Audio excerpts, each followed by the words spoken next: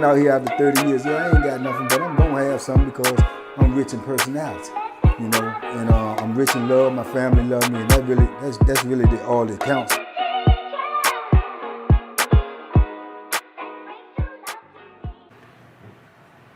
Shout out to everybody out there on Team Banky Pound, man. I appreciate the love. I appreciate the support. Appreciate everybody who showed me love, man, for Mama Pound. I just wanted to update y'all, let y'all know she's doing a lot better.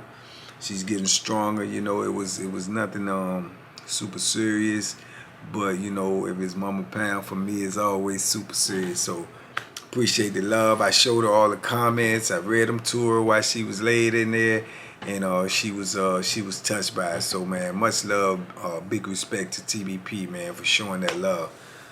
Shout out to everybody who went and watched all the Vlad interviews that came out so far. The numbers look pretty good, so y'all keep supporting, man. Y'all keep supporting because it's important, and it'll be able to get us on some more platforms, man, and spread this message. Let them know the TBP out here, man. We out here. We ready to spread this positivity.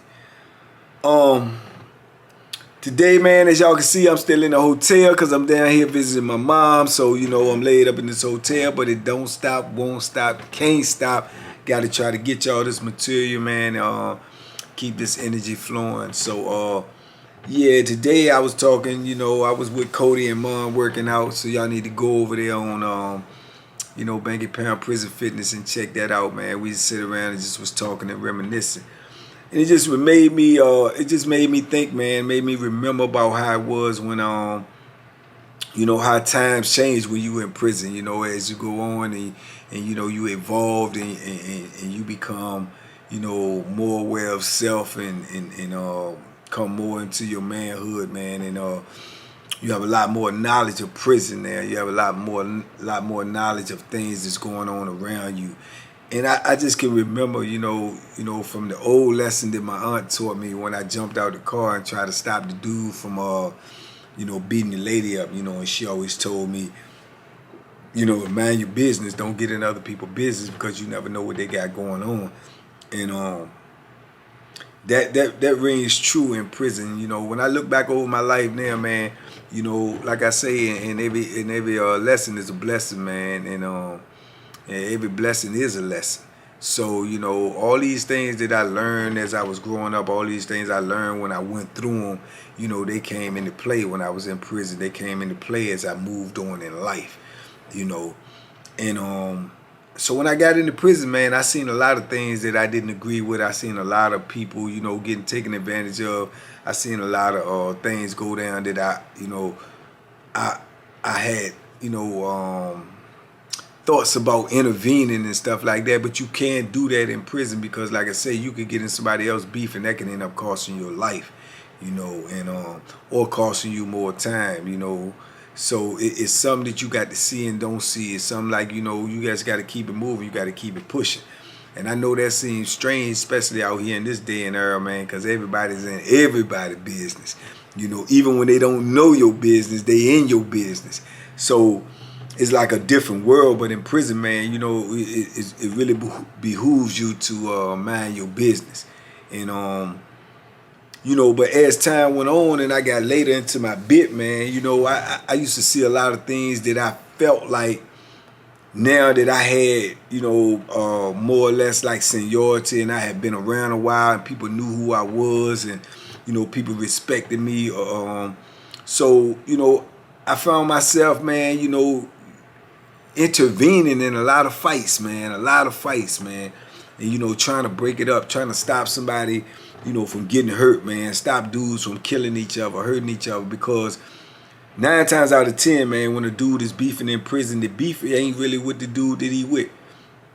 You know, it's just it's just residue, man, for what he already going through. So he take it out on somebody else because he can't take it out on administration, because he can't take it out on, you know, his situation, because, you know, he normally mad with himself or putting himself in the position that he in and having to go through the things that he have to go through.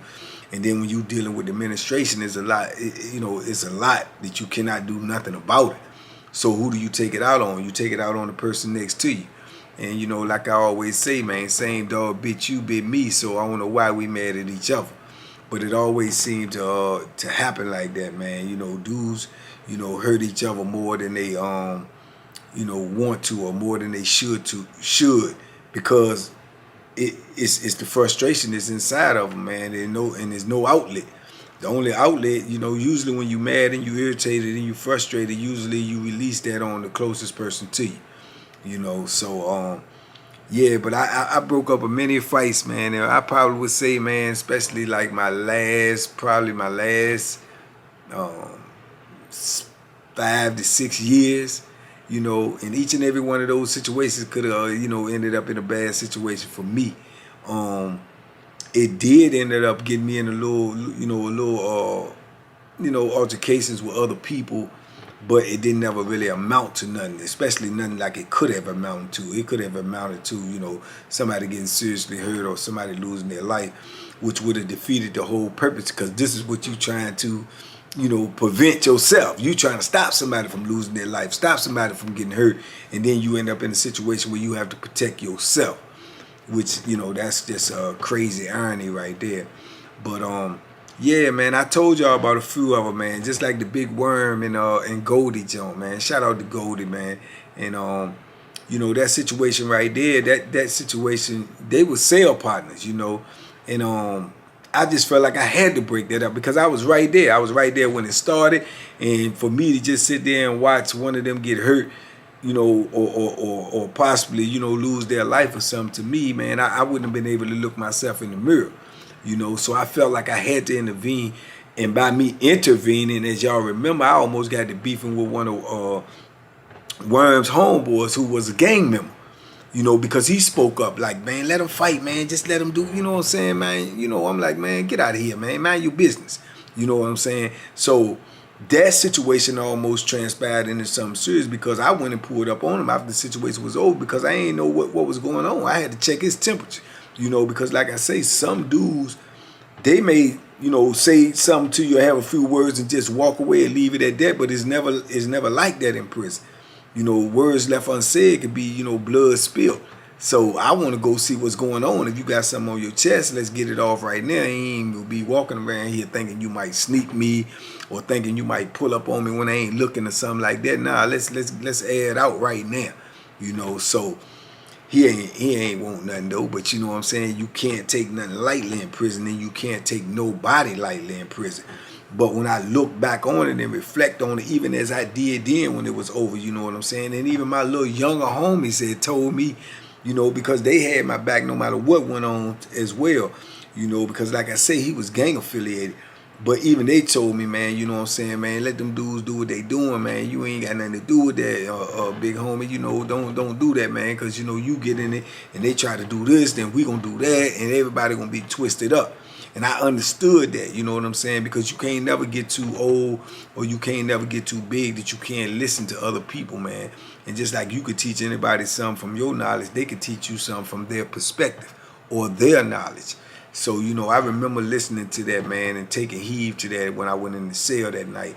And, you know, like I say, because that situation could have got real bad. And it was tense for a while for me, because, like I say, when I have words with a dude, man, I'm always on edge, man. Probably sometime for weeks after, maybe months, because I've seen so much transpire that, you know what I'm saying, I just don't think nothing is over until it's over, or till I come to a point where I can get, you know, some type of solace in my head that I believe, okay, this is settled, it's over. Because like I say, man, dudes will double back on you, man, when you least expect it, when you get real comfortable and you think it's all over. And it could have been just some little words, man. It could have been just a little look. It could have been anything, man. But, you know, like I said, you never know what somebody got going on in their life, what they got going on, you know, around them, what's in their mind. And they could get irritated and frustrated at this certain situation and make them explode on everything else that they've been going through. And then they might take that out on you or whoever else they have had words or problems with. So, yeah, you got to always be mindful of that in prison, man. But, yeah, I broke up that Worm and Goldie fight, man, which was crazy, man. Because, like I say, man, dudes like to see a train wreck, man. They want to see dudes hurt each other. They want to see it, but they don't want to be involved in it. They want to see blood, but they don't want to spill blood, or they don't want to waste their own blood. But they'll watch all day, man, and cheer and laugh and ooh and ah or oh, and then have something to talk about the next day, man. But when you really look at that type of stuff, man, it's just crazy, because this is the situation that we in, man, and we not being thinkers in there, man. We letting them turn us into savages and animals only because they treat us like savages and animals. But being treated a certain way don't necessarily mean that you have to adhere to that, man, that you have to become that you need to morph into that. You can still, pick your own destiny and make your own choices and stuff, man. But, I know also that that's easier said than done, but it is an actual fact, though, man. We don't have to be, what people expect us to be, or the way that they treat us. We can still rise above that. And I know myself, I fell short of that many years, many decades, and over and over again. But I know now. You know what I'm saying? And when you know better, you do better. And by that point in time, man, I had called myself evolved, and I had called myself being more mature, and I ain't like to see that. And if I thought that I could prevent it, I would get myself, or put myself in a position to be a peacemaker. And I broke up another fight with a big worm in the same block. Not too long after or before that, I can't remember, but I think I told y'all about that as well, when he got to fighting with Rail, man, because he, that alcohol, man, that alcohol used to always be his demon, man. He'll get that alcohol in him, and then he get to walking around acting crazy and talking crazy and acting gangster, and, wearing 400 pounds, 400 and strong as a bull. So he's something to deal with. He's something to be reckoned with. And Rail ain't number like 5'9", 5'9.5", man, like 100 and at the time about 145, 150. Rail was a little dude, man, but he went over and said something, crazy to Rail on the phone. And Rail, talking to your people, that's one of the worst times to approach anybody in prison, when they talking to their people on that phone, because you pull up on them when they on that phone, man, and you trying to, hi-hat on them or trying to shine on them, man, that could cause some serious problems right there, man. And man, Rail got off that phone, man, and walked up to him and said something to him, and he said something, and Rail popped him in the mouth, bang, and he fell down, and then they just got to tussling, but he ended up getting Rail in the chokehold. And as I told y'all, man, he's strong as I don't know what. Rail was on top, but he had him in that chokehold, and Rail could not breathe, man. And by Worm being intoxicated and dudes cheering him on, it's like everybody in the block sitting right there looking at it. You know what I'm saying? And I had to come all the way from upstairs to come downstairs and break the joint up. But he was choking Rail so hard, and like I said, dudes will kill you in a fit of rage. You know what I'm saying?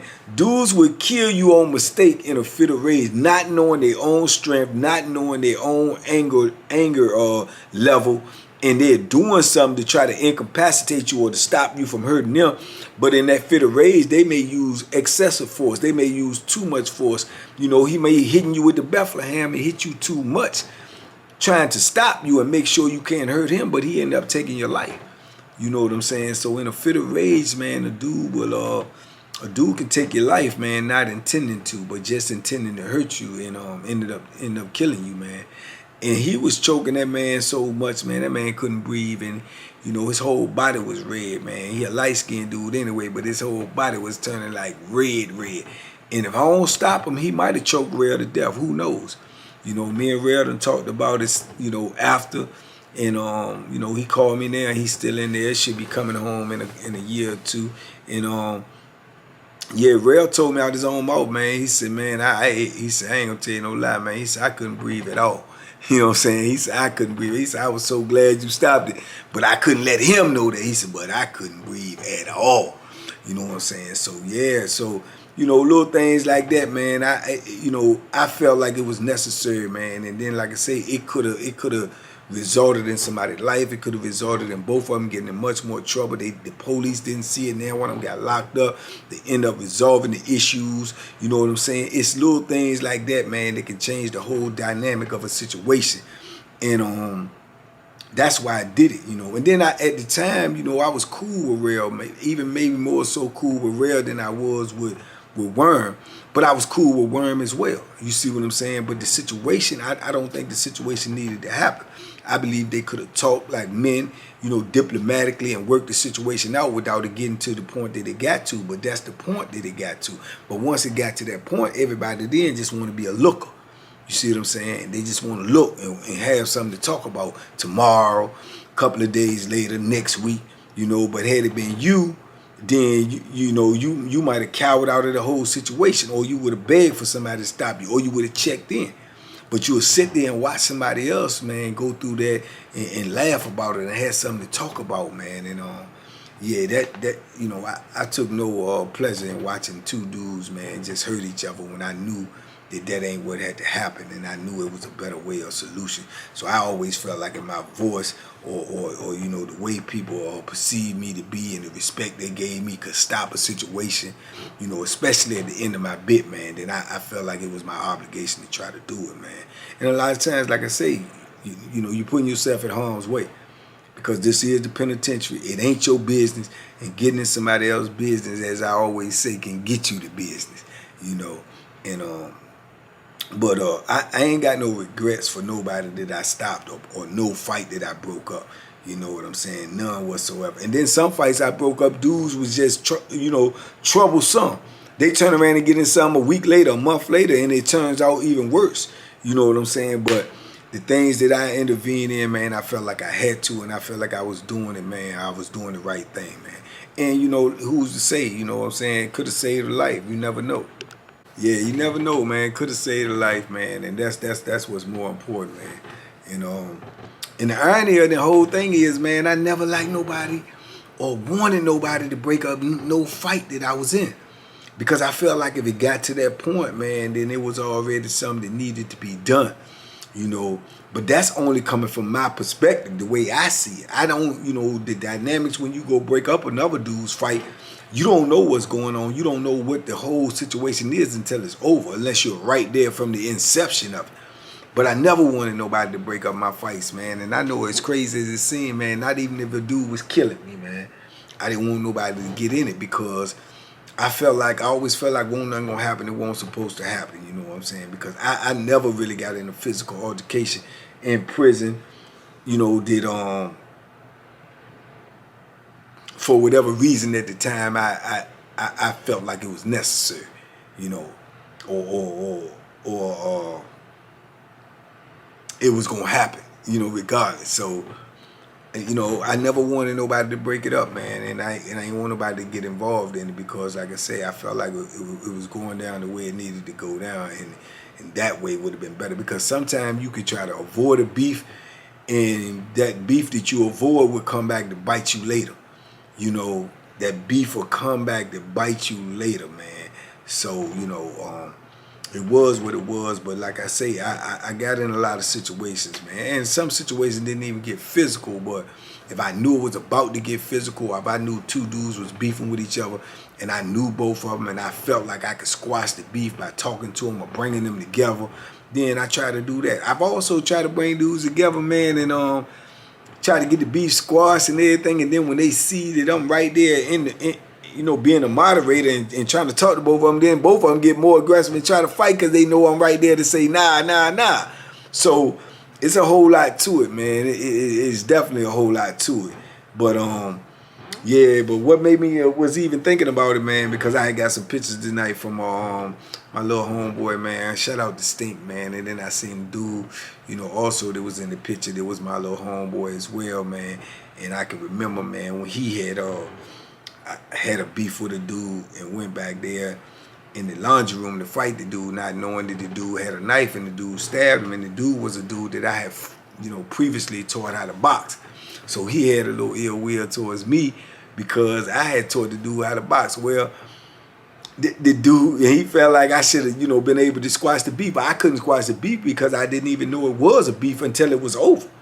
And then just because I taught him how to box, won't no need to be angry at me because he ain't knock you out. He ain't use his hands on you. He stabbed you. That had nothing to do with me. But yet at the same time, I still had a lot of animosity towards me because of that, or just because I was affiliated with the dude and he wasn't from, our side of the tracks, man. He wasn't from DC, so it's just crazy stuff, man. Like I say, prison will have your thinking so twisted, man, and have your logic so off that you will be believing this stuff as if it's gospel. You know what I'm saying? Because this is your pattern of thinking, but you have to elevate and change your thought process to even move forward.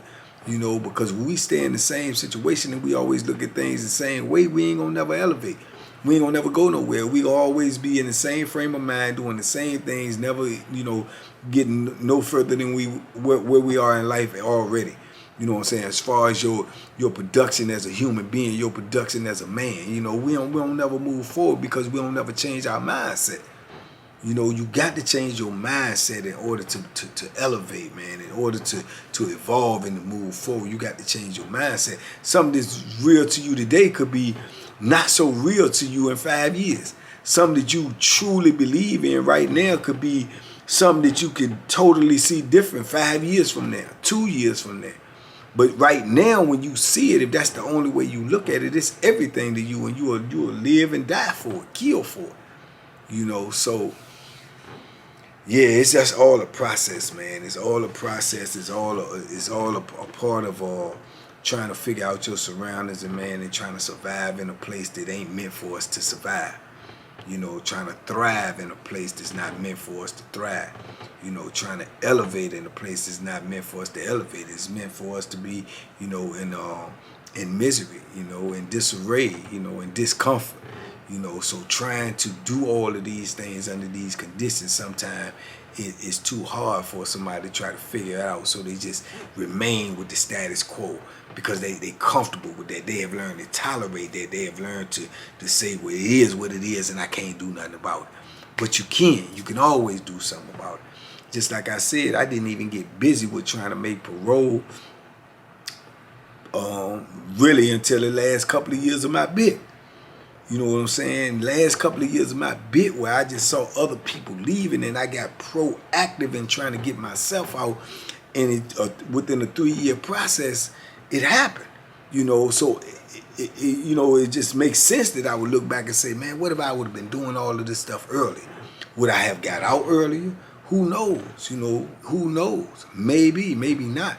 But I do know it wouldn't have hurt nothing because it would have still been something that I was doing that was positive with the end result in mind. And whether it succeeded or not, I was doing it with good intentions, and I was doing it for something that would have been beneficial to me had it worked out. But had it not worked out, it's all good because I'm in the same position that I was in before I started. So yeah, man. But when I got busy doing that, man, I tend to believe that helped me a lot because it changed my mindset, it changed my focus. I got away from the penitentiary day-to-day life, and my main focus was to try to obtain my liberation, man. And I ended up doing it by the grace of God. But there's a lot of dudes in there that just accept their sentence. They just accept their fate. They look at the date that they're supposed to get released, or they look at the life sentence that's on the end of their bit, and they be like, well, I just got to survive it here. There ain't nothing I can do about it. I tried all my appeals. I tried this. I tried that. And they just accept it. You know what I'm saying? And that frustration comes out on them when they realize that they just in a bad situation, and the next thing you know, they're in a beef with somebody. So that's why I used to always try to say to myself, man, I didn't like to see dudes beefing. I didn't like to see dudes hurting each other because I always felt like it won't each other. Even if it's words being spoken to each other, it's something that's being said to each other that they really don't like, that cause a spot where they want to get it in, they want to beef, they want to fight. It's not that. It's really not that because you don't even know this person. And the only reason you know this person is because of the position that you put yourself in. So that be the underlying, anger that's in you. It don't be the person in front of you because that person wouldn't even be in front of you had you not put yourself in this position. So I think that comes out a lot in prison, man, and with our anger, man. And we ended up doing a lot of things to each other. A lot of good brothers probably lost their life due to something that wasn't even really meant for them. It really wasn't even meant for them. So Yeah, but this crazy situation, man. It's something. I'm in this hotel. I just wanted to talk to y'all. I just wanted to get that off my chest. I hope I didn't bore y'all. I hope y'all can get something out there. I hope y'all can follow what I was trying to say, what I was trying to translate. When you see something, man, and you see somebody getting hurt, I wouldn't advise you out here in this day and time to get yourself involved in it. But I would advise you, man, to you know, don't be so quick to look at it, man, and don't be so quick to you know, go back and talk about it and just stand there and watch somebody get hurt or watch a tragic situation, man, because that stuff gonna stay in your brain. And always look at the situation like that could be somebody you know, that could be a family member of yours, and what you want other people just standing there watching that, man. And you know, hopefully whoever's supposed to intervene will intervene. You know, these people out here to get paid to do that. But yeah, man, I don't like just looking at people getting hurt, man. Especially when I think it's senseless and it could be avoided, you know. But in prison, it's a dangerous thing to do, man. Put yourself in harm's way because it's just a lot going on in there, man, and you got a lot to do yourself on a daily basis to maintain your sanity and your humanity and your safety to be getting involved with other people's situations. But anyway, I just wanted to drop that on y'all. I wanted to share that with y'all. I appreciate y'all patience. I appreciate the love. I'm in this hotel, man. Hopefully I'll be back soon, man. Hopefully Mama Pam be on her feet up and moving around, and then I can go on back and get back to this business at hand.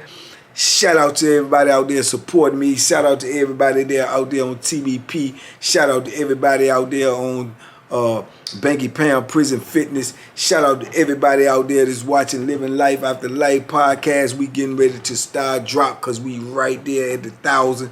And shout out to everybody who rock with Pure Deliciousness. I'm getting ready to start cooking again. If y'all go over there and show me some love. And 2023, we gonna make it happen, man. Y'all go watch the Vlad interview. Y'all stay tuned for other things that I'm trying to get done. The book is being penned right now, so we got a lot of things going on. We got the merchandise coming out real soon. So I appreciate all the love. I appreciate all the support, man. TBP, man, we out here. We trying to reach them and teach them. We trying to reach them and teach them, man. Save some lives, man. So y'all be straight out there. Be safe, be smart, make good decisions, and duck. Boom, boom, boom, boom, boom, boom, boom. But duck them hooks. I can't really get loose on y'all. I'm in this turning chair. I don't wanna knock nothing over. Boom, boom, boom, boom, boom, boom. I don't wanna knock nothing over, but we out here, y'all. Peace. Love you. Bye.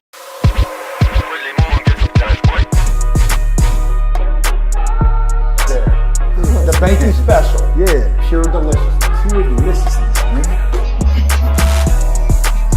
My name is Banky, man. Everybody calls me Banky. That's the name that I got from my grandmother when I was young.